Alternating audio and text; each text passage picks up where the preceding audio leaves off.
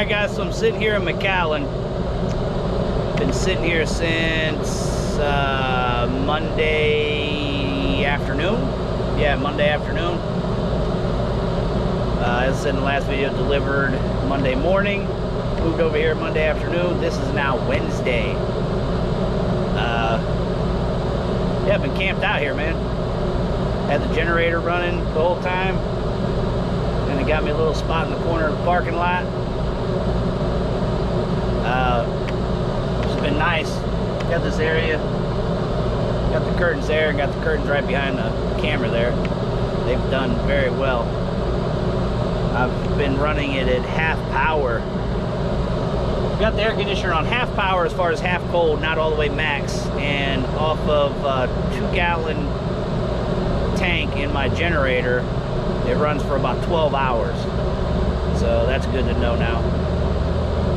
Whereas if I have it on full blast, on all the way cold, it might last me 4.5, 5 hours. So obviously a pretty good difference, which made it nice, because then filled it up right before I went to bed last night and was able to run it all night and not have to worry about getting up and filling it up or it turning off on me and waking me up. Alright, so what's the plan? We gonna keep sitting here? Are we moving?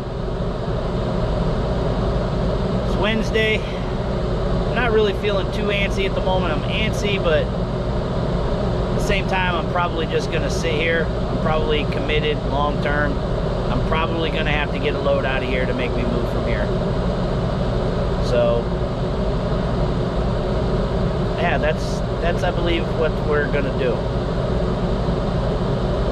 They've gotten the drivers out of Laredo. My driver, he got out this morning. He got a load picking up out of Eagle Pass, going over to North Carolina. Rate on that to the van was 85 cents. It's lower than our normal, but that's good for Texas. Very good for Texas, actually. As long as people ain't lying to you, ask them what they get coming out of Texas. I know when I was with BGS, usually 65. It's usually what it was. What the? You see that?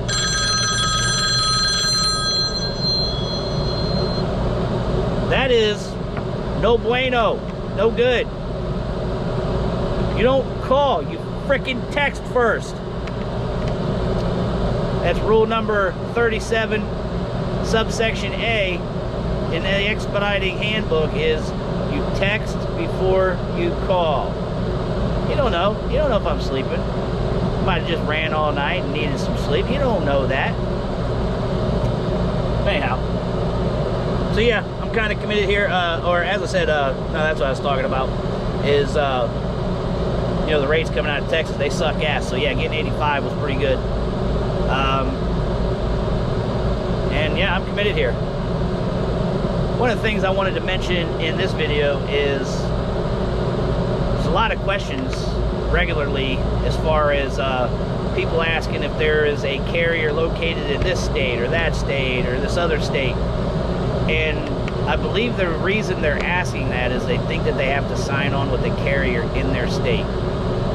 The only reason that that will come into play that you may want a carrier in state is if you just don't feel like deadheading, you know, hundreds of miles to go to orientation for the carrier that requires an orientation. Other than that, like, you can live in California and get on with a carrier in Connecticut. It doesn't matter. Yeah, the whole point in that is just getting on with the carrier. I mean, they're nationwide. So if that's the reason some of you are asking that question, then it doesn't matter. Like, you can get on a carrier that's in another state. It's not a big deal. You just have to be able to show up to their site in that city and state for the orientation and drug test and whatever else they're requiring. And again, to answer the question that I've answered in other video before, I think I even did a video on it specifically, was about getting local jobs in California. Anytime anybody's wanting to do local work that is no longer expediting as I know it or as it is really. I mean, expediting is more like as a going over the road long distance. The local stuff you're looking for a local courier job or some kind of local delivery. They may call themselves expedite or last mile or courier, but that's what you're looking for. You're not looking for what I do and what I have the most knowledge of, which is over-the-road expediting. I mean, there's obviously all kinds of delivery jobs everywhere. It's just that, you know, some pay differently than others. You know, some will tell you courier pays awesome, it's the best thing since sliced bread. Others tell you expediting, you know, flatbed trucking, hot shotting, Uber Eats. I mean, who knows? I mean, it's just, you just got to find which delivery job works best for you. That's all it comes down to. So I was thinking, totally different subject now. Going back to thinking about my generator and whatnot. You know, I've got the tank mounted inside my van for the diesel heater. I was wondering if it would be a good idea to maybe find a similar type of tank to mount on the other side of the van in the rear that has an outside attachment for the fuel line to hook into my generator, as opposed to, you know, having to carry around loose, you know, tanks for extra fuel. I'm just wondering if that would be a good idea or not. I'm not real familiar with that kind of stuff, so if any of you guys are good with like kind of putting that kind of shit together, give me some ideas. It just seems like you should be able to make some kind of fuel line hookup that comes from the generator and hooks to a spot on the outside of the van. That would be nice. It would be nice to get a nice 10-gallon, or not 10-gallon, but those come in, what are those? 2 or 3 gallons. But yeah, I know they have a little bit bigger gallons. I know that they have a larger capacity tank for those diesel heaters, so it'd be nice to put one on the other wall for the generator, as opposed to, as I said, just having the loose containers. So the wife made the delivery on time the other day without incident. All that went well. The driver, got him another run yesterday. He's back in Akron. Gonna try to get him something else today, hopefully.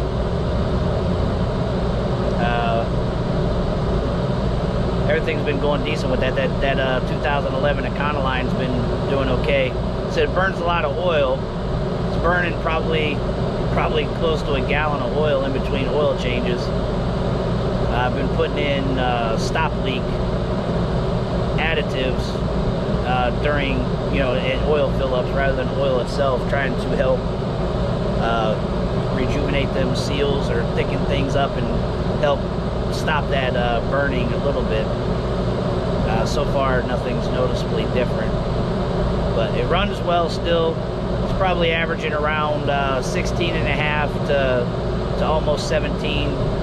I'd say he's probably averaging 16.5 miles to the gallon. Yeah, it still runs smooth.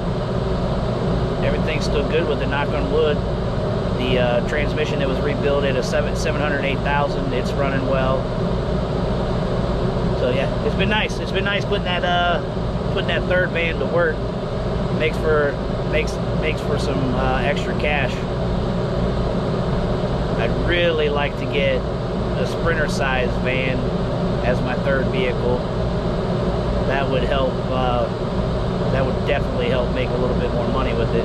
But as I said, can't complain. For a van I had sitting out in my driveway for the last year, it's been nice. Over the past month and 1 week, that van has grossed $8,000.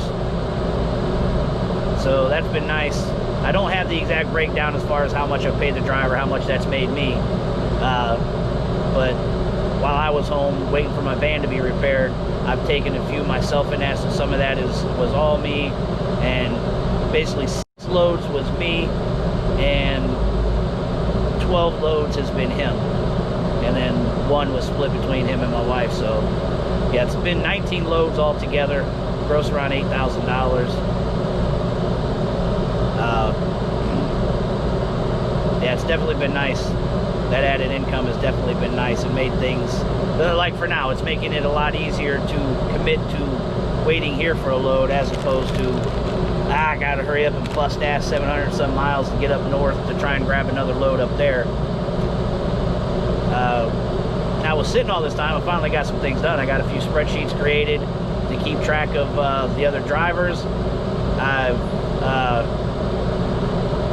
gotten some paperwork stuff done, some just accounting stuff that needed to get done, information entered into those spreadsheets. So made decent use of the downtime. Probably not as much use as I could have.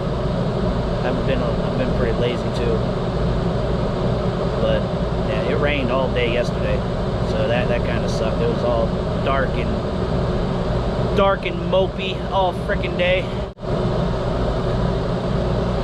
Just got a text from the driver. He keeps reminding me I have to order the transponder for the Easy Pass for the 2011. Keep forgetting, man.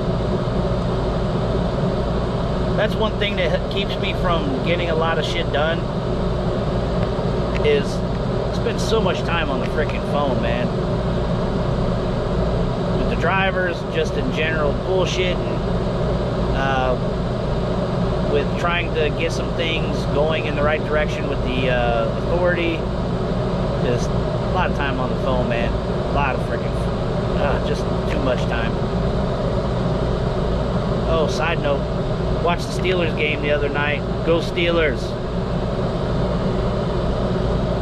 Not okay with the social justice messaging bullshit that's on the field and everything, but I didn't tune in for the national anthem and all that good shit, so at least I missed all that.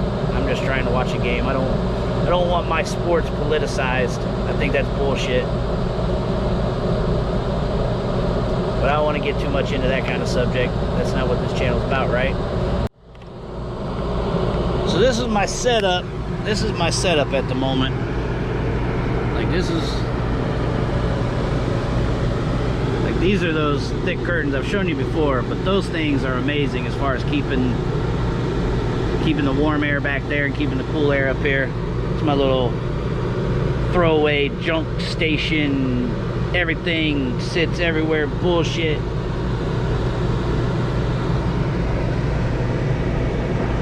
So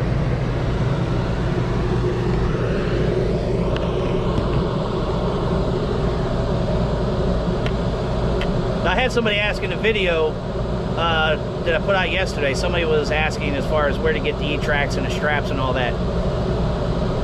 I don't like trying to be a salesman, but guys, most everything you see that I use, I have an Amazon link in the description.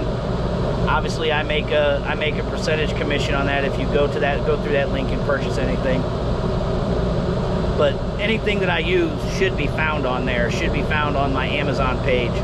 You go there and I have things sorted out as far as grouped into like van comforts, so on and so forth, PPE gear, so on and so forth. So if you're interested in getting any of those things, as I said, click on the link. It helps me out. If not, no big deal. Go to an outside link. I don't give a shit. But that's where I get most of my stuff, is on Amazon. Some stuff can't get on Amazon, just a few little items, but almost everything I've ordered through Amazon. My E-tracks are through Amazon. Ordered the straps through Amazon. The D-ring attachments for the E-track through Amazon. Pretty much every single thing I have is through Amazon. These curtains I just showed you, through Amazon. It's just the van build stuff is the stuff I have to get at like Home Depot and things like that, but everything else is pretty much Amazon. The generator, Amazon. The rooftop was Camping World, but you can get them through Amazon, the same type. Yeah, just everything's Amazon, man. Just check out the link if you want to see some of those things. That'll take you to my homepage and you can look at the stuff. If anything's interesting to you, you can buy it. Same thing with the GoPro stuff I use. It's on the Amazon link. And that's one of the problems I've been... shouldn't say it's a problem. That's one of the things that I've had issue with, as far as trying to grow the channel and trying to make a few bucks here and there. Like, I want to make money, I want to help people, but again, I'm not a salesman type of guy. If I was a salesman type of guy, it'd be easy to make money off of this stuff, and it's just hard, man. It's just hard. Even though I believe in everything I tell you guys and everything I'm using, I don't like to feel like a salesman, like, oh man, go here, buy it today, you got it on special, $19.99, man, just go to that link, you get a special discount, blah, blah, blah. I know in order to grow and have any kind of significant YouTube channel, you got to do shit like that, man, but that's really tough to do, for me personally. I've never been able to do a sales job. Worked at AutoZone before, and when I was working at AutoZone, they always had these like little things that they wanted you to upsell. Like if you bought brake pads, they want you to sell the brake grease and the brake clean. You know, if you did an oil change or you came in for an oil filter, I got to try and sell you this oil pan and these towels and this cleaner or whatnot. I didn't like that, man, not at all. Tried to help people get exactly what they needed, not all that fluff bullshit. I'm just not a salesman. But yeah, other than that, man, like I said, use the link if it's worth anything to you. Like I said, it helps me out. You know, watching the video, obviously, get the AdSense money and all that bullshit. But it is what it is, man. Trying to put the time and everything into the stuff. I don't mind getting a little something out, but I ain't trying to rip nobody's mouth out either. So don't ever think I'm just trying to be a bloodsucker or anything, man. All right, I'm just rambling. I actually need to go inside. I need to use the restroom. I need to get some lunch or something. You seen I had that barbecue sauce sitting right there just waiting. I don't even know what the hell I'm going to use it for. That was for last night's dinner. Just didn't put it back on the shelf. But yeah, I'm just babbling. Just trying to get this video out today. Just give you guys a little update on what's going on. I know that I went 2 weeks without doing anything, and I'm a little pissed off at myself, so I apologize. All right, guys, I'm out.